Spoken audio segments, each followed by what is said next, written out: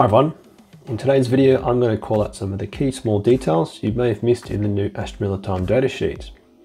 Like a lot of things in life, the devil is in the detail, and I spotted quite a few that are worth highlighting.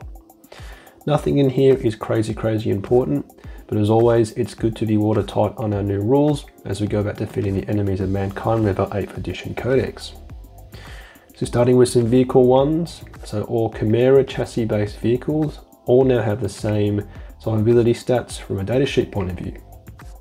Toughness 7, 11 wounds and a 3+ save.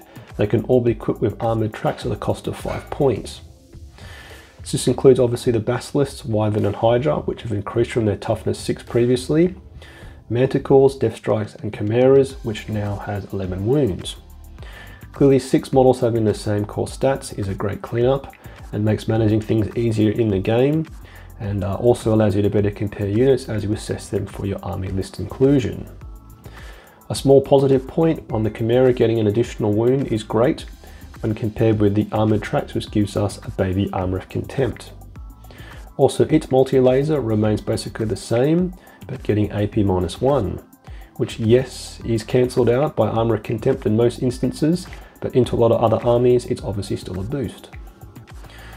Right, so deploying Snoke from vehicles is now a stratagem, with all those vehicles mentioned earlier. Leman Russ's Rogal Dawns, Sentinels and Baneblades can do so for 1 command point. Now this is in line with other 9th edition codexes, but a nerf for us in the sense that it used to be for free and could be used across multiple vehicles in 1 turn.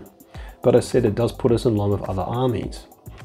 Also, the Taurox and Taurox Prime don't have the smoke keyword, so pipping them slightly there, but interestingly they can take armoured tracks. Another change is that the Basilisks and Hellhounds can no longer be fielded as squadrons of 3, with only the Scout and Armoured Sentinel being able to do so. I think for the Basilisks this is a bit of a dilemma, given some lists could spam 3 of them at once, and pending the next balanced data slate, and whether Guard are included in the indirect fire nerf, they could or could not be a very powerful option. Now a cool one on vehicles is the Valkyrie and its new grab shoot rule.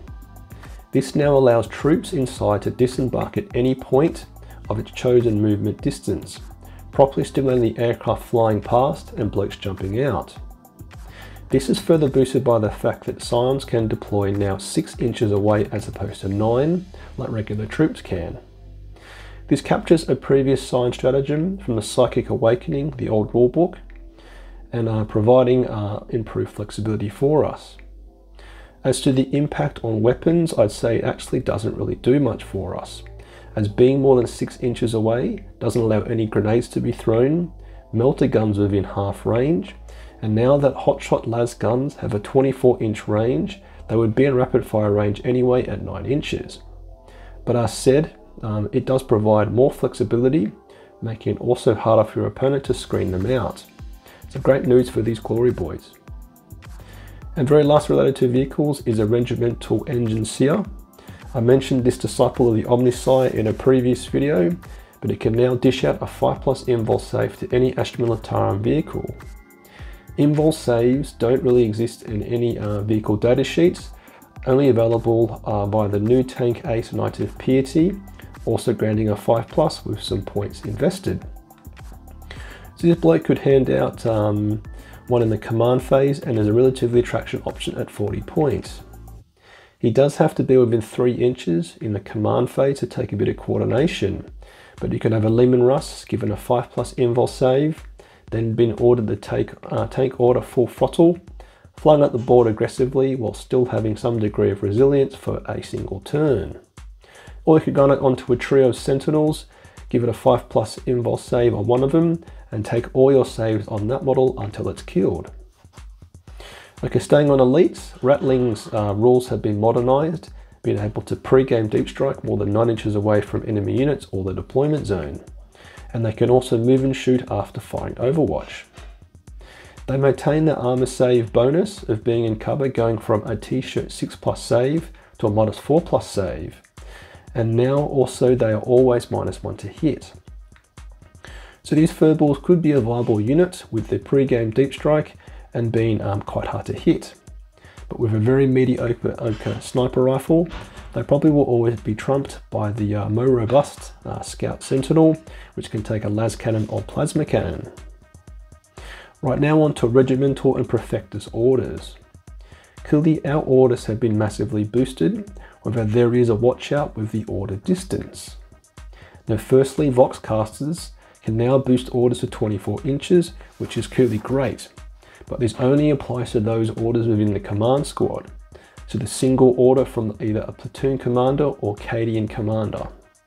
So Lord Horseman, Wassala Creed, the Cadian Castellan and Commissars can only cast their orders to those units within 6 inches. So to me this is a bit of a donut.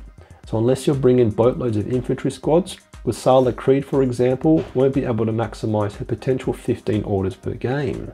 So she may end up just yelling at herself for a lot of the game. However, a positive link to these orders is Tempesta Scions can now be ordered around by regular infantry officers, so by all those mentioned earlier.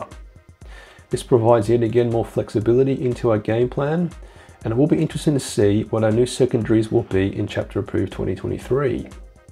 My guess is that Inflexible Command may fade away, as otherwise combined with the powerful Born Soldiers Kasrkin multi-stratagem combos, we could be a bit overpowered. And lastly is a note on infantry sergeant weapons, special and heavy weapons. Now you all know by now that only the vanilla infantry squad can take a heavy weapon. So the Catagens, Death Corps of Krieg and Cadians can't do so, but I'd say overall that isn't a massive loss. Now special weapons are a bit more complicated, with the Catagens only able to take 2 AP0 flamers, which is poop.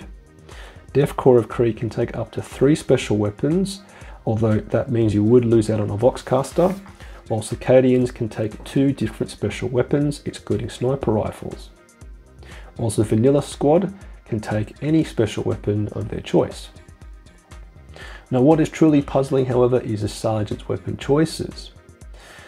The close combat Catagen sergeant can only take a las pistol, and that's all. He can't even take a chainsaw to cut through the undergrowth, and I assume this is either a typo or maybe driven by what's available in their plastic sprue. The Death Corps of Krieg Watchmaster has access to all of the cool shooters and stabbers, whilst the Cadian Sergeant can only have the choice of a las pistol, chainsword, bolt pistol, a rapid-fire 2 drum-fed autogun. The vanilla Infantry Squad Sergeant has the same choices of all the fancy kit, and I'd say that this is probably an unnecessary complication of their rule sets, and hard to justify not giving them all the same options. Not giving the Catagen Sergeant even a chainsword feels like a bit of a miss, and isn't maximising on the exploding 6s a hit in the fight phase. The Cadian not being able to take a plasma pistol is annoying, and likewise power sword, but I said for the Catagens, I guess the weapon choices are all driven by what's available in the model's sprue frame, which also may mean that the current good old-fashioned infantry squad kit may stay in the model range, as otherwise you won't be able to have access to power sword or plasma pistol equipped sergeants aside from the Death Corps of Krieg Watchmaster. So yep, a quick video this week, calling out some of the key things to look out for. And if you spotted anything which is worth calling out, please let me know, because I'm all about learning. And if I've made any mistakes, also let me know as well in the comments. So if you want to support my channel, you can do so with a like, comment, or by subscribing, buying some channel merchandise, or joining my Patreon platoon. To keep your bayonet sharp, las gun oiled, faith in the Emperor strong. Patreon platoon, sound off.